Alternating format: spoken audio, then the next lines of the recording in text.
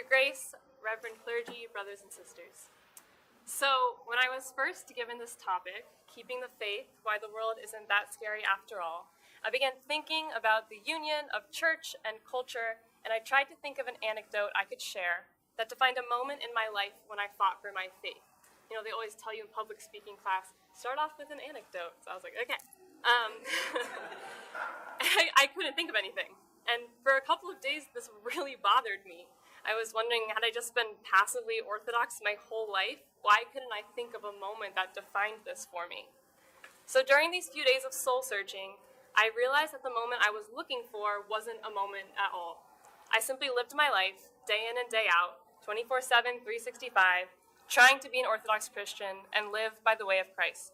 My faith wasn't a persona I put on when I needed to be Orthodox. I was Orthodox when I was sitting in class, when I was at the football games, when I was tutoring a student in the writing center, when I was singing an African spiritual song in choir, or even laying in bed and watching Netflix.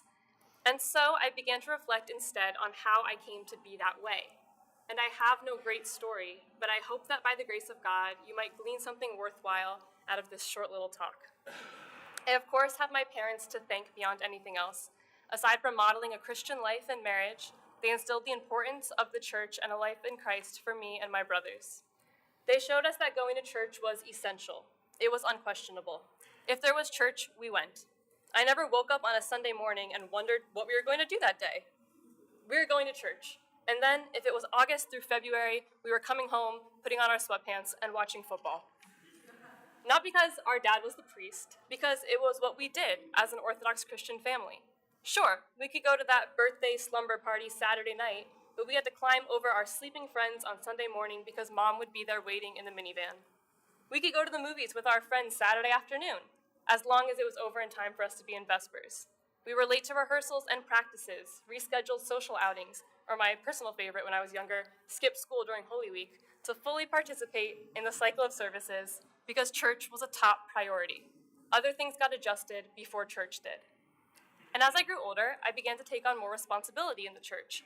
When I was 6 or 7, I started fasting before liturgy. When I was 11 or 12, I started fasting from meat and dairy during Great Lent. The older I got, the more services I went to and the longer I stayed. I started reading, beginning just with the Trisagion prayers or the Lord I Call verses during Vespers, eventually making my way up to the hours before liturgy or the epistle to singing in the choir. All these little victories prepared me for larger ones. Almsgiving once I had my own alms I could actually give, reading the Bible on my own, going on weekend retreats, and living in the world. When I was growing up and going to all these services, Vespers, liturgy, festal liturgies, pre-sanctified liturgies, St. Basil's liturgy, Compline Matins, the works, did I know what something like theosis was? No, I actually only truly learned what that was about a few years ago. What I did know was that I loved church. I loved the singing, the smells, the people, the icons. I felt safe in church. I felt I belonged to something greater and more mysterious than anything on earth, and something about it just felt right. I don't mean to write it off like it was something I simply did, but it became such a normal part of my life that to not go to church felt bizarre. I needed to church now. It was essential to my person. Before I left for college, my parents didn't sit me down and lecture me on the importance of continuing to go to church or guilt me into continuing to go to church. I honestly never thought that not going to church was an option. The choice simply didn't exist. They never explicitly explained how hard being Orthodox was. It came up in little stories throughout my childhood. My mom telling me her struggles she had when she was dating a non-religious boy when I had my first serious boyfriend. The strength of the friendships my dad still has with his seminarian classmates, and my mom with the people she met while growing up at seminary. No one ever put any pressure on me to be Orthodox. When I first got out into college, out on my own in the world, my 18 years of habitual church-going kicked in. Sunday morning, I got up and walked to liturgy because that was what I did. Would you call someone a runner who did not run? Would you call someone a musician who did not practice and perform? Through their regular participation in their activity, they earned their title. How much more so must we attend church and engage in the liturgical life if we are to call ourselves Christians, a title all the more encompassing and fulfilling than runner or musician? There's that famous quote that going to church doesn't make you a Christian any more than going into a garage makes you a car. But what purpose does the garage serve? It houses the car, protects it from the outdoor elements, keeps it clean and more easily accessible. The church does the same for me. When I'm in church, I feel safe, protected, closer to Christ. The car goes out into the world, does its job, but at the end of each day, it always returns to the garage. Just as I go out into the world, go to my classes, work, meetings, but always returning to the church. During those first few months of college, when I was all alone in a new city, figuring college out, church was the one place that felt familiar and comforting. It reminded me of my family, of home. My whole life, church was the one thing that remained consistent. Friends came and went, my family and I moved a couple times. I tried out some sports teams that I later quit, but church was always present, unchanging. So naturally, in a time of change, that's what I held on to. I also found OCF, who became my new family. Growing up, there wasn't a strong youth presence at my church, and I never went to summer camp.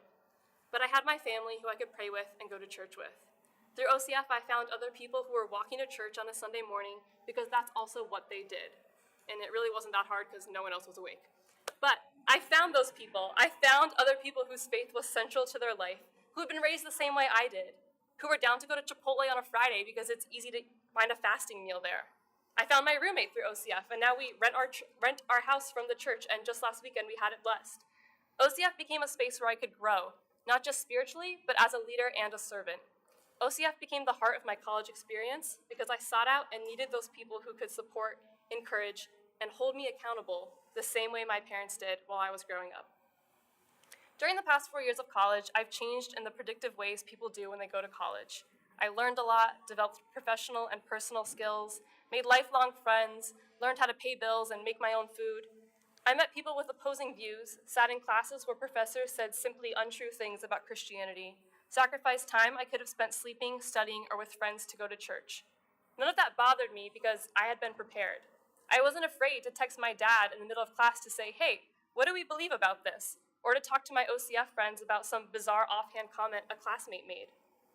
Maybe the reason I don't have that anecdote I was searching for in the beginning is because orthodoxy has been so foundational and true to my everyday life that the world doesn't scare me. And the world doesn't scare me because no one ever told me it should scare me. I simply know that a life in Christ, going to church, saying your prayers, loving your neighbor, is the only way to live, no exceptions, no excuses. Thank you.